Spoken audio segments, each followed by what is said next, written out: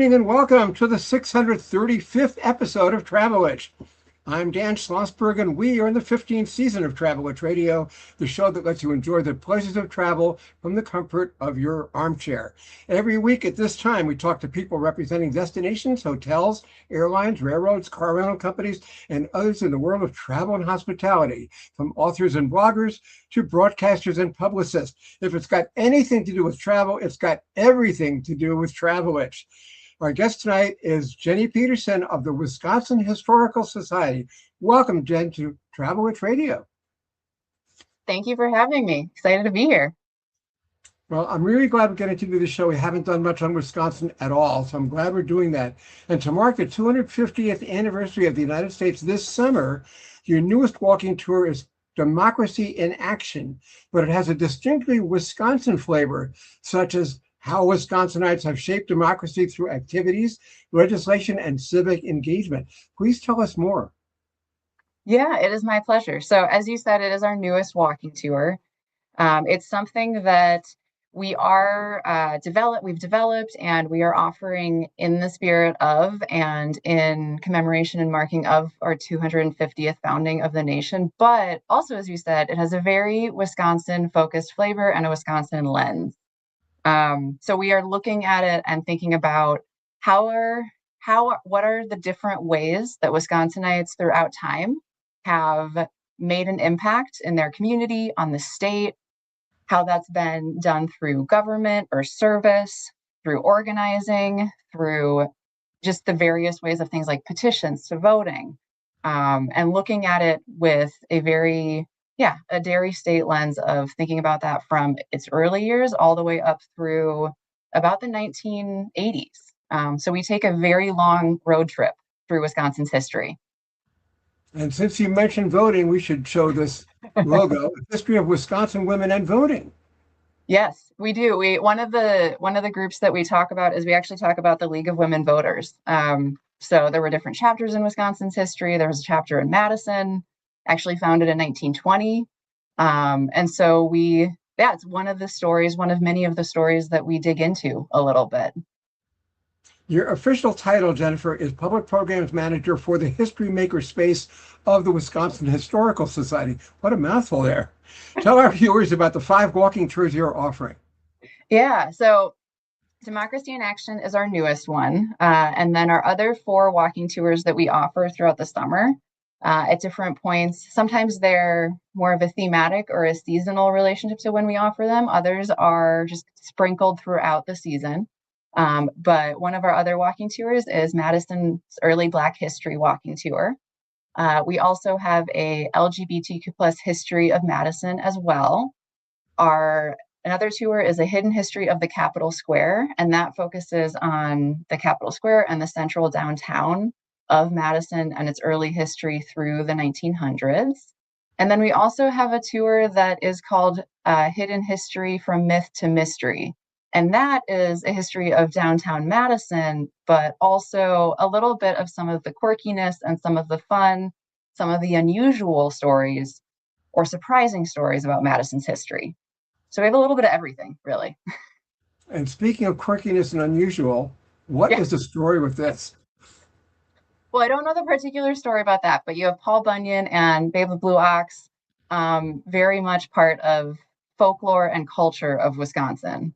Northern Wisconsin, lumberjacks, very much tied into the lumberjack history and lumberjack culture and communities of late 1800s, early 1900s, but very important part of Wisconsin's story. You can't skip over Paul.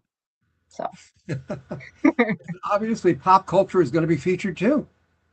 Yes, we do. Some of the Myth to Mystery tour features a couple different people that are part of pop culture and also just part of surprising parts of pop culture. We include Otis Redding because of his passing in Lake Monona, the tragedy of his crash in Lake Monona. So there's a little bit of, for all of our tours, it's a little bit of like all of its history and all of it is part of how Wisconsin has been shaped over time, but definitely some surprising parts. And talking about time, Some of your stuff goes way back. This is 1863. I have not seen that. That is cool. Yeah, I working for the Historical Society, it's every day I'm learning something new, and every day, if I have the opportunity to work with colleagues in collections or the library and archives, just the depth and the richness, it's pretty much unmatched. So yeah, but that is a new that's a new illustration and image. I'll have to look into that. And since I love old things and trains, we have this one too. Now it says Allenton, Wisconsin. I think it should be Appleton, Wisconsin. We know that town exists. I'll have to look up and see if there is and where there would be in Allenton. The WCRR, and also the specific rail line too, because I And wonder what rail line went through there. So we're aiming at this is coming brand new. Talk about the future. yeah, yeah. So the History Center, it's a really exciting project. It's been a dream project and a dream to build, to be part of the project, and also to work with so many different colleagues across the Historical Society as part of that.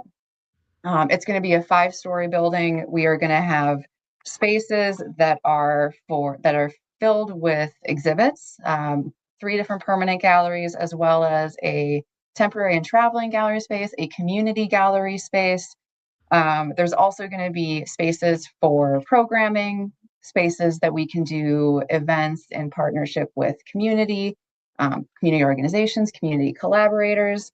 There's going to be a lot of space where it's over 100,000 square feet. So between that 5 stories, the four permanent galleries, actually, there's going to be a lot of activities happening in there. And So it's going to be opening 2028. So it's fair to say that you're going to have several thousand stories and 5 stories. oh yes, I think it's going to be tens of thousands.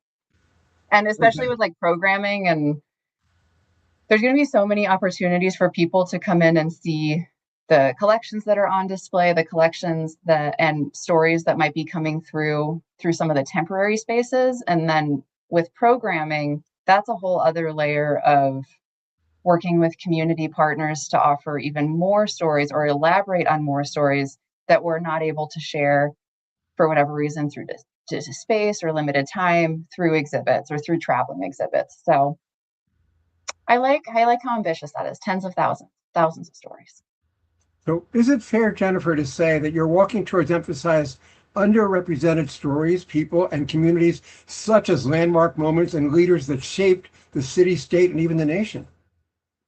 Absolutely. It's our walking tours, they represent some underrepresented communities and some underrepresented stories.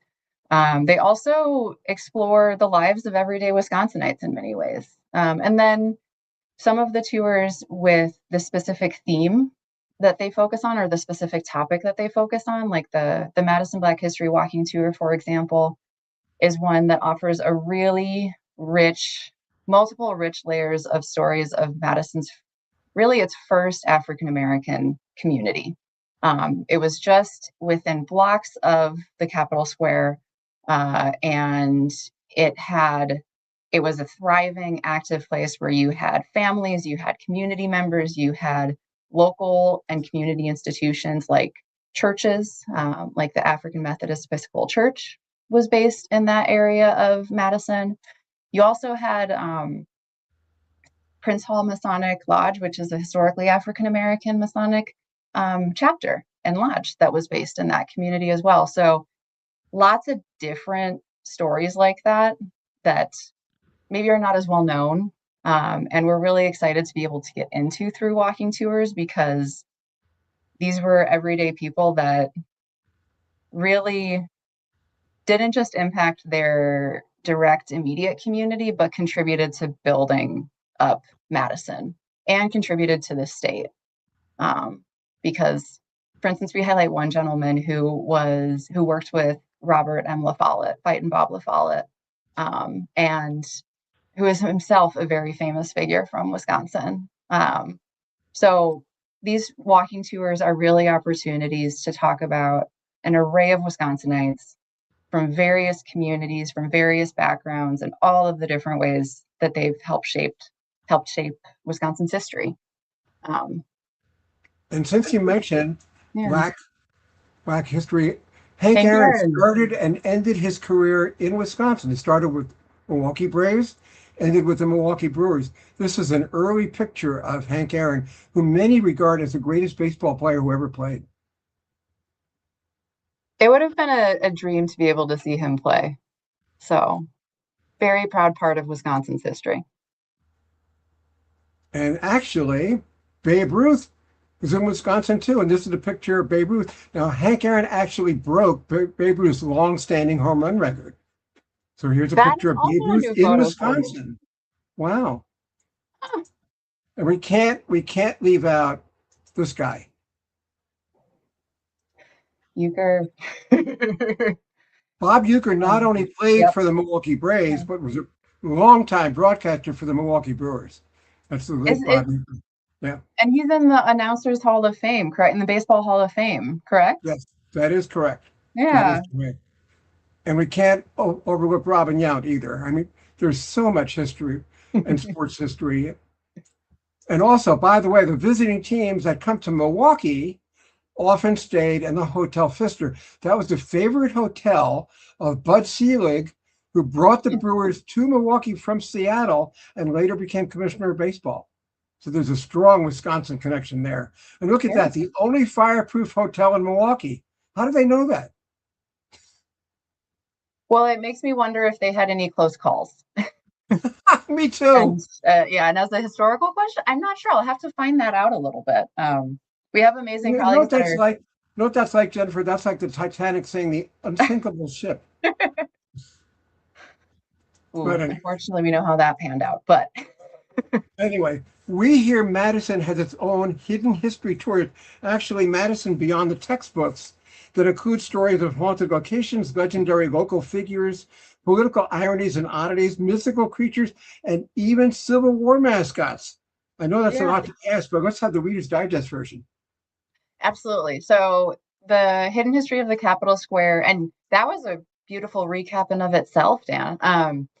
So it is a tour that has different, it's a little bit of, it's a sprinkling of Wisconsin and especially Madison's history. So we do talk about, and we actually start from before Madison was officially a community. We incorporate and acknowledge and place and locate the story of indigenous peoples of Wisconsin, the indigenous peoples like the ancestors of the Ho-Chunk that were in this area. And then we come through with the earliest years of Madison. We talk about a very interesting occurrence at the Capitol between legislators. We then come into and talk about the different eras of the Capitol building itself. Madison has had multiple Capitol buildings. The mascot that you mentioned is Old Abe, and he was a Civil War mascot, an eagle that was representing Wisconsin that actually fought and was at battles, survived to live and tell the tale, and then came home to Wisconsin. And then it comes forward into some of the stories involving some of more current architecture. So we talk a little bit about Frank Lloyd Wright and the waterfront and the Monona Terrace, which actually has a very long history. Basically took like 50 plus years to actually get built from when it was first thrown out there to when it opened up in the 1990s. So it's a very wide ranging tour. It's a little bit of a sprinkling of a lot of different stories. And you also cover Wisconsin's contributions to the wars. Through different programs that we've done, we have a lecture series and Mark, which the still that you're showing, he presented that book and his research as one of our lectures for History Sandwiched In, which is a lunchtime history series. Topics rotate through different things. This coming in the next few months, actually, we're going to be highlighting some more military topics as well. Also, in light of and in the spirit of the 250th anniversary of the country's founding, we're going to have a presentation by Mary Elise Antoine, who's going to be talking about Wisconsin during the Revolutionary War period, which was a very young fledgling place, a place that had a lot of indigenous stories and peoples. There was also the French were part of that story in that time period. And so she's going to be talking about that landscape over 250 years ago and what it would have been like. And then in August, we have a presenter talking about some histories with the Civil War. So yeah, we highlight and really enjoy highlighting military history in some different ways. Are you the one who was responsible for choosing the subjects and creating the tours?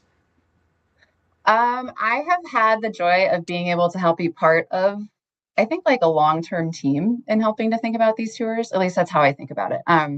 I started in this position January 2024. And when I started, I was really grateful because when I started, there were some legacy tours, some tours that colleagues that are still here today and previous people in a position similar to mine had worked on and developed and researched. So actually our Capitol Square walking tour, that is one of our legacy tours.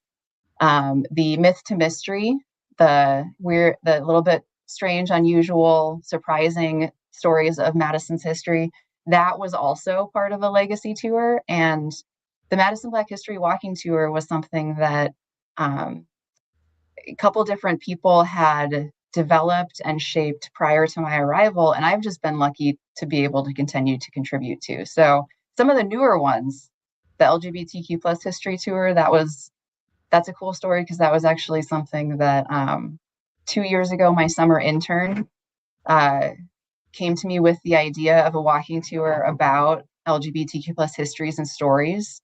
And it was something that a couple colleagues had asked me about as well. And that turned into my intern's summer project. So the origin of that tour actually came from an intern who did some research, put together a skeleton tour, and here we are today offering it. So it's a mix of people and times. And I know you wanted to talk about the summer tours. So what are you offering this summer? Yeah, so we're actually offering all 5 of those tours. So in thinking about our next few months, upcoming month, I should say, in June, we are offering the Madison Black History Walking Tour, as well as Madison's LGBTQ plus history walking tour. And then in July, we are officially premiering our Democracy in Action civics inspired 250th inspired tour. And then in August, we are offering our Capitol Square history walking tour and our Myth to Mystery walking tour. So we're doing all of them. And it's kind of exciting because lots of different things for people to pick from. Jennifer, do all the tours begin around Capitol Square and downtown Madison? Most of them do. The only one that doesn't actually is the Madison Black History Walking Tour. And that is because with that walking tour really centering and spotlighting a historically African-American community and neighborhood, that actually goes into the neighborhood and then comes to the Capitol. So it actually ends at the Capitol, but it starts in the neighborhood space near some of the houses, and actually includes some of the houses that some early families and Black pioneers really made their lives in. Okay. Great idea. Passport, P-A-S-T port. Can you explain that? Yeah, the passport is something that we are really excited and really lucky to offer. It's a way to basically have visitors, Wisconsinites, people of all stripes, visit all of our sites. So as your image shows, we have sites across the state, from Madison to the Mississippi River, over at Villa Louis, to over towards Milwaukee with Old World, Wisconsin, all the way to the very north part of Wisconsin with Madeline Island. So at different points when you are checking when you're checking sites off your list, you're able to redeem prizes for different levels. And I apologize, but I don't remember exactly what you get at which level, but I believe it's like if you get 3 and then you get 6. So you work your way through the list, but it's a great way to explore the state and explore different parts of the state's history, because all of our sites explore different stories. All of our sites have stories that are very local in that way of centering the different populations and communities that help shape Wisconsin. In addition to the walking tours, don't you also run other programs, including an hour-long monthly noontime program featuring authors and historians? You mentioned that because it's a lunchtime tour, and you mentioned it was sandwiched in. Yeah, so we like to play off the words. Yeah, it's that's our history sandwiched in. We do have people that bring lunch and snacks, which is wonderful because, first of all, who doesn't love leaning into a pun? Um, but it's a wonderful program. It's one of our longest running programs, actually. It's something that when I first started here and I was getting a sense of everything that we've offered as an organization, everything that all of the different kinds of stories that we've shared over our history. It's something that is exciting because every month is different. Every month there's a different topic that people can explore and connect with. And we've had, just to give you a little sampling, you shared a railroad photo earlier. We've had presentations about the history of the railroad in Wisconsin. Yep, the railroad lines that have come through the entire state, a program that focused more so on central southern Wisconsin, but just the overall impact of the railroad. We've had programs on the histories and ongoing legacy and the continuing stories of different Indigenous communities in Wisconsin. We've had presentations on the history of clothing. Uh, we've had, it's really wonderful because there's a little something for everyone. That's how it's one of the ways I think about history sandwiched in. There's always something for everyone. Well, we understand subjects range from Wisconsin's role in the American Revolution, Mhm. the Underground Railroad, and the Civil War, and so much more. Yeah, it's one of the best things about the program too. Actually, now that we're talking through it and I'm thinking about it, is we get to connect with so many different community members and historians that really help share those stories. Like, they've done amazing research, they've spent time and dedication to putting together presentations so that history sandwiched in participants can come and learn and engage and ask questions. So we've been really grateful and lucky to be able to work with so many knowledgeable people from everywhere across the state.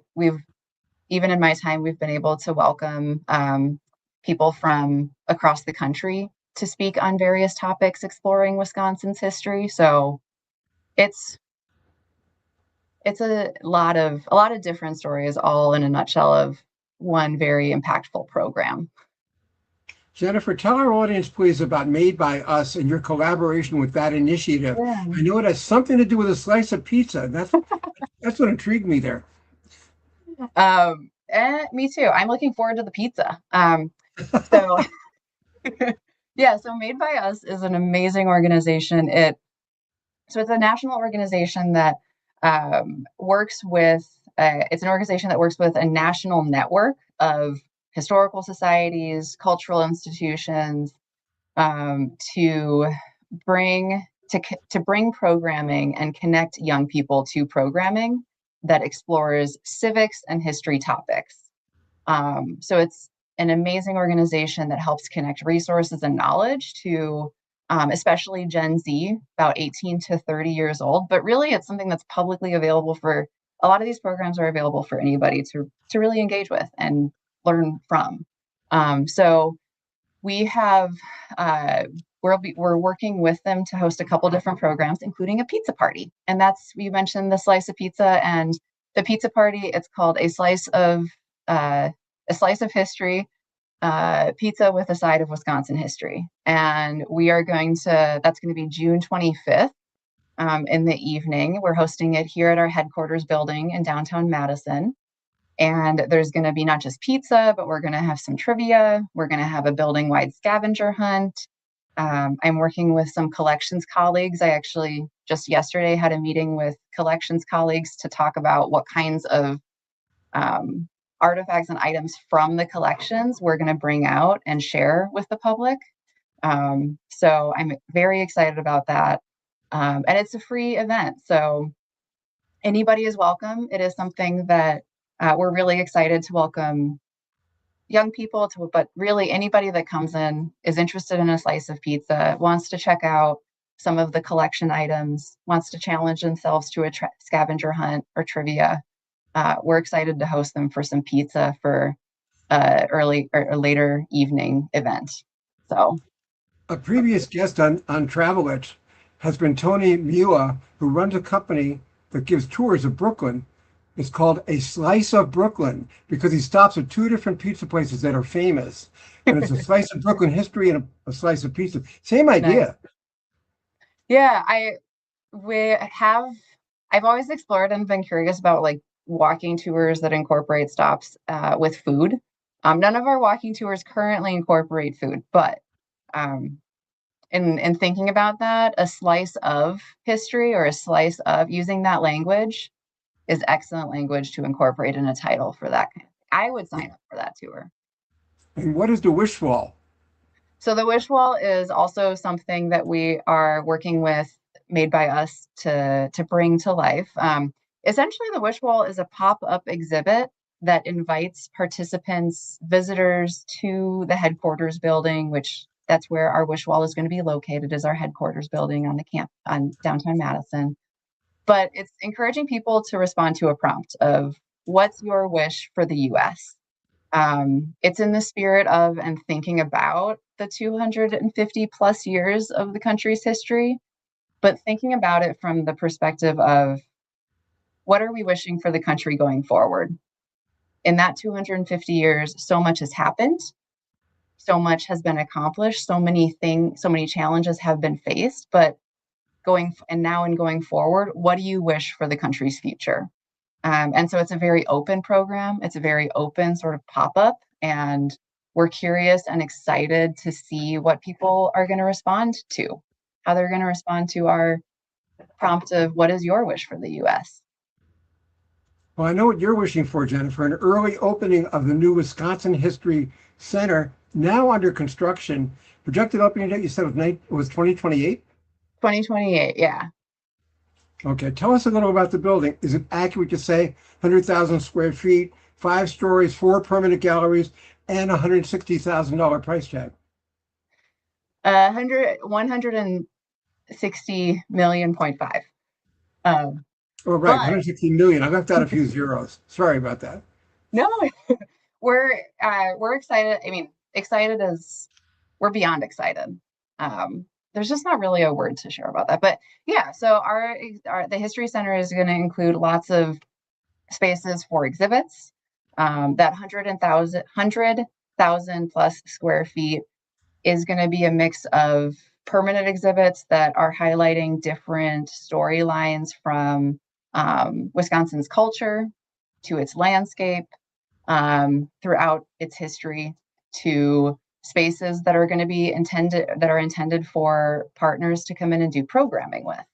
So it's a very 100,000 square feet is so expansive, but we know we're also going to be filling it up with a lot of amazing things. And we're going to be offering programming pretty regularly. There's going to be public events. We're really excited to welcome in and do programming with partners, community organizations from across the state, not just in Madison, but partnering with affiliates and museums located from northern Wisconsin to eastern Wisconsin, partnering with them to do programming at the History Center as well. So every day there's going to be something happening. And it'll be located in Madison's Capitol Square, right? Yeah, we're going to be located on the Capitol Square.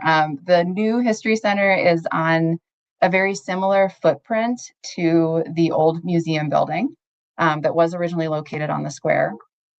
And it's really going to be a part of what we hope is a very active space for the community. In addition to the building itself, there's going to be some public plaza space outside right alongside. So we're also hoping to do some programming on the plaza space and bring a little bit of that Wisconsin history out into some of the public spaces in the area.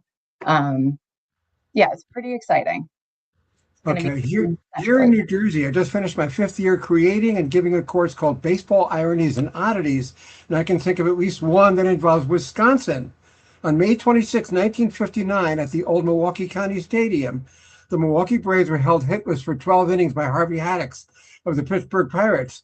But Lou Burdett, the winning pitcher for the Braves, gave up 12 hits and no runs and got the win because the Braves won in the 13th inning. And that was certainly a Wisconsin oddity. But something that is part of a core part of our sports history. And I didn't know that before today. So now I have something I can share with my baseball loving dad. And part two, the Milwaukee Braves were the only team in baseball history that never had a losing season. They never lost more games than they won. Nobody I kind really of realizes it. They were good. They were a good team. that's extremely impressive, and I hope they keep that record. I hope that stays with the Milwaukee Braves. Well, Okay. maybe if the Brewers could lean into that a little bit too. Do But your walking tours cover famous faces from Wisconsin? Harry Houdini, Frank Lloyd Wright, Hank Aaron, Bud Selig, Oprah Winfrey.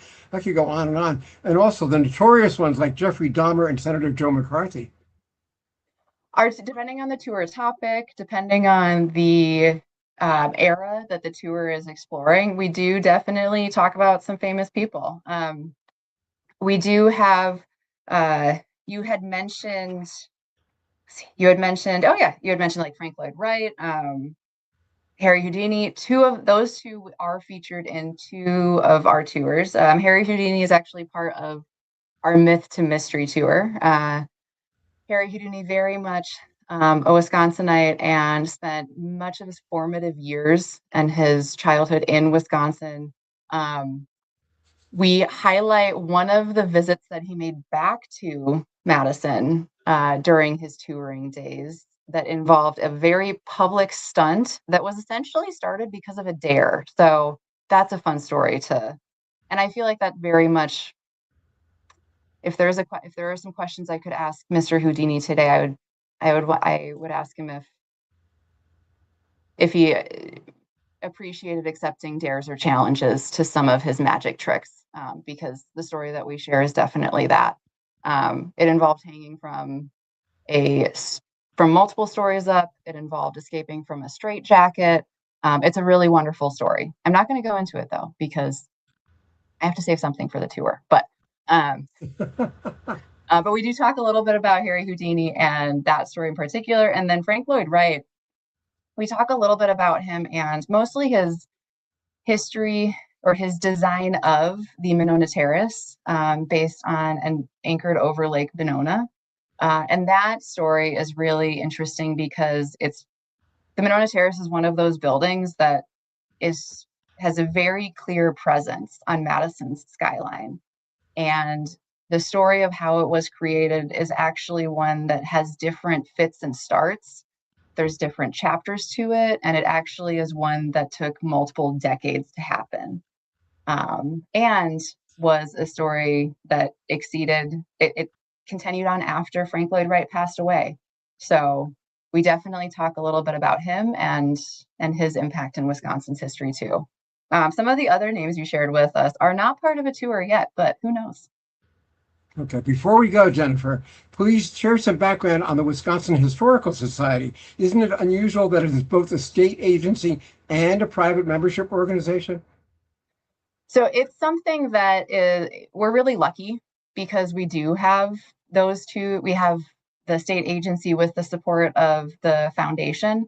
Um, the foundation is really important because they provide support in different ways with marketing, communications, membership. And that is key. Like that is actually quite core to what we do and how we connect with Wisconsinites and just everyday visitors. There are other places in the country uh, that have sort of core central agencies as well as supporting foundations. And in how we do it in Wisconsin, they're very much a part of our everyday. In our headquarters building where I'm actually situated, we have offices of the state agency and we have offices of foundation colleagues. And so we're really lucky and grateful to be able to work with them so tightly. Yeah, it's something that we're always excited to work with them more. Okay. And I'm afraid to ask this next question. Is there anything I haven't asked you that you would like to add? I think we covered a lot in our conversation. But I would encourage people to check out our website, I think, wisconsinhistory.org. And that is, there's so many resources on the website. There's so many opportunities to see what is happening for programming at all of our different sites. Dan, you shared a couple times. Oh, thank you so much. Yeah, sharing that image of Very our nice. roadmap and the road trip, but also all of those little "You Are Here" logos are all of the sites, are all of the locations where we have historic sites that, again, explore Indigenous history, to explore the era of French fur trading, to much, much more. So I would encourage everybody to check out wisconsinhistory.org. We also have so many different resources that you can explore online. So our collections are deep, they're rich, they're multifaceted and complex. So you have the opportunity to check out things like digitized photos and maybe some of the photos that you also shared, Dan, to do some more investigating. There's Yep. no goal. Oh my gosh. So our wisconsinhistory.org, I would encourage everybody to check that out and see everything that we have available to connect with, to learn about, to ask questions about, and find some Wisconsin history for yourself. So Our guest this evening on Travel Edge has been Jennifer Peterson of the Wisconsin Historical Society. Thank you, Jennifer, for joining us. Great show. thank you so much for having me. It was a real pleasure to talk with you, Dan, and I appreciate connecting with your listeners and everybody out there. And I'll have to look at and investigate some more history about those photos you shared and share those fun facts with my baseball loving dad. So Okay. thank you for sharing. That'll be great. And that's it for this edition of Travel Itch. We're back next week to talk about Kualoa Ranch in Hawaii with Jason Morgan. Same time, same stations. Now, this is Dan Schlossberg saying thank you for your time this time. Until next time, good night. And I'm going to try to play my closing music if I can get to it. There.